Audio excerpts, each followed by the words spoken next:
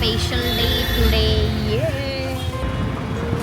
आज आम्ही चाललो आहे माझ्या बाबांच्या रिटायरमेंटला, फायर स्टेशनला. एवढ्या वर्षातून आम्ही पहिल्यांदा झालं. काय बोलायचं ते सांग, कसं वाटतंय तुला?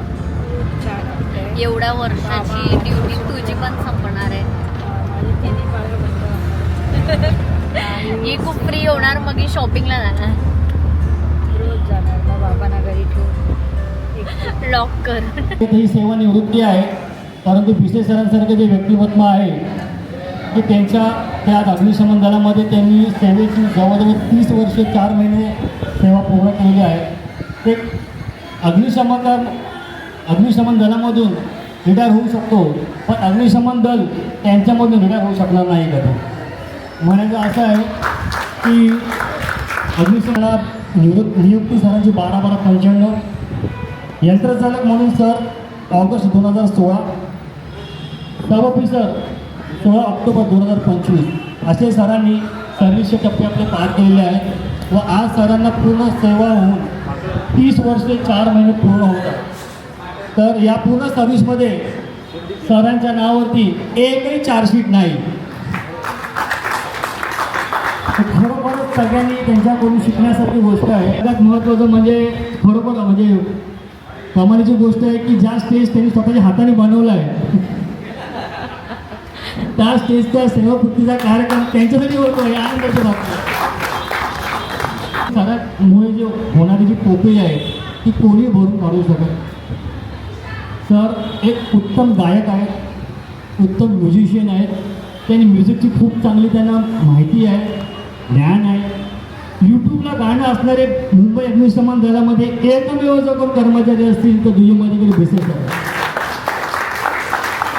सिक्रेट सगळ्यांसमोर शेअर करतो मी की माझी मुलगी आता 10 वर्षाची आहे आणि नेहमी आमचे ते कॉम्पिटिशन जे होते त्यावेळेस ती ग्रुप बाजूप्रमाणे आम्हाला वेशभूषामध्ये नंबर दिला जात नाही.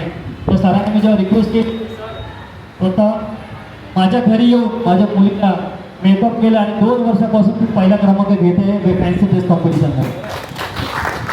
तर माझ्याकडून, माझ्या परिवाराकडून, मुलीकडून तुम्हाला खास खास शुभेच्छा, धन्यवाद. ते सत्कार मूर्ती चंदन भिसे सर, आज त्यांचा सेवापूर्तीचा कार्यक्रम आहे म्हणून आपण आज उपस्थित आहे. तसं त्यांचे कुटुंब पण आज इथे उपस्थित राहिल्याबद्दल स्टेशनतर्फे मी त्यांचा आभारी आहे. त्यात खूप अष्टपैलू व्यक्तिमत्व असे आपल्याला लाभलेले. थोडा आपल्याला सहवास कमी लागला त्यांचा, नाही तर त्यांनी त्यांची एक सेकंड कॉपी तयार केली असती आपल्या गेटामध्ये.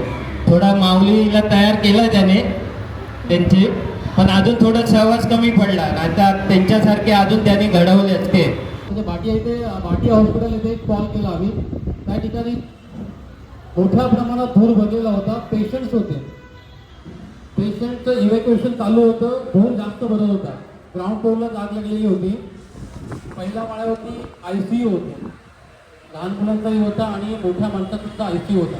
त्यामुळे आग त्वरित विझवणं म्हणजे आगीवरती काबू मिळवणं प्लस इव्हॅक्युएशन करणं पण महत्त्वाचं होतं.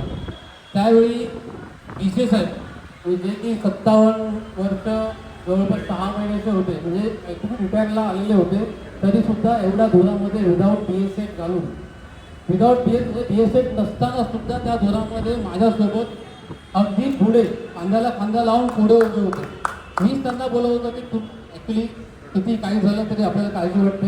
वयस्कर व्यक्ती थोडेसे आपल्याला वाटतात की आपण त्यांना थोडंसं मागे ठेवलं पाहिजे, पण भिसे साहेबांना सांगून देखील ते पुढेच होते माझ्यासोबत, शेवटपर्यंत पुढे होते. मध्येच तुम्ही त्यांना सांगितलं की इव्हॅक्युएशन सगळं इव्हॅक्युएशन बरोबर झालं का बघून या. ती पण कामगिरी त्यांनी चोख पार पाडली. तर न्यूज कदाचित येईल थोड्या वेळातच. जर आपलं नशीब असेल तर त्या कॉलवरती पण आपल्याला कमिशनर साहेबांचं रजत पदक आपल्याला जाहीर होईल. बऱ्याच जणांनी बऱ्याच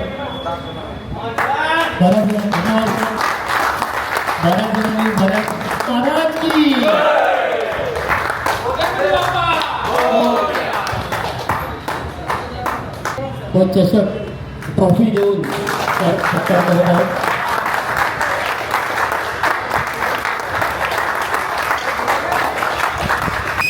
व्यासपीठावर उपस्थित अधिकारी माने साहेब, जगताप साहेब आणि माझी सर्व कर्मचारी जे आता उपस्थित आहेत आणि ते लांब राहतात, त्यांच्या मजबुरीमुळे ते गेले, त्यांचा पण मी आभारी आहे.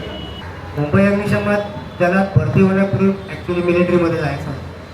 खूप त्या लहानपणीचे आपले धडे जे असायचे त्यात अब्दुल हमीदचा धडा असायचा, ते वाचणं काय स्फुरत करायचं, पण तेवढी माहिती नाही आपल्याला भरतीची. आता भरतीच्या माहितीबद्दल तुम्हाला सगळं कळते.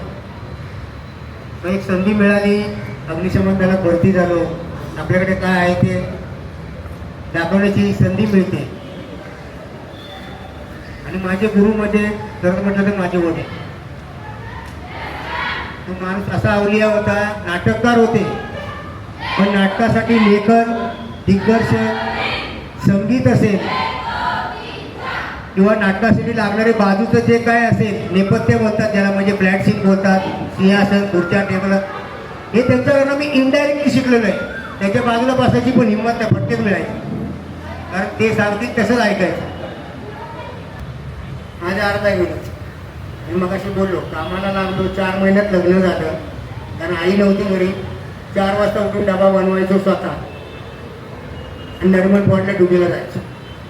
असं नाही आता काही लोक बॅचलरमध्ये रूममध्ये राहतात, जेवण बनवतात. आम्ही पण, मी 30 वर्षापूर्वी मी ते केलं आहे आई वारण्याच्या नंतर. तर हे चटके आम्ही पण घेतले आहेत.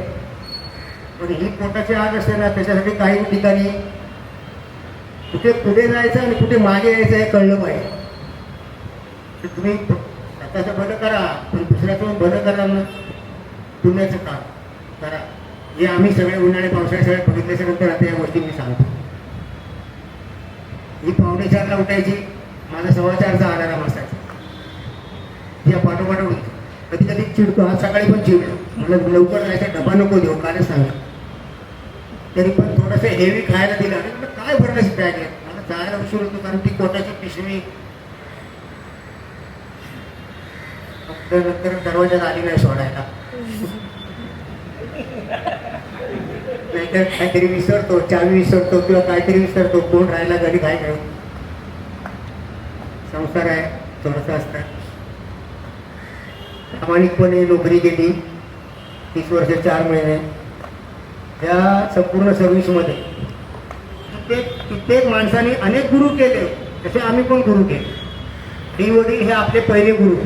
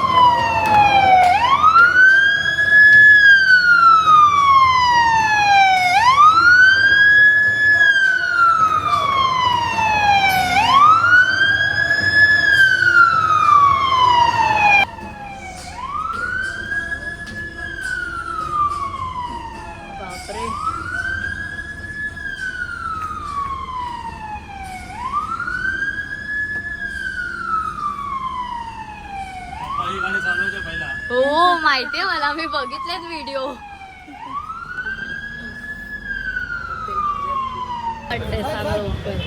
मी तर आता एक्सप्रेस करू नाही शकत आहे फिलिंग, बट डेंजर फिलिंग होती जी होती ती डेंजर, खूप डेंजर फिलिंग होती. आमच्या दादाने सगळं मिस केलं, बट ठीक आहे.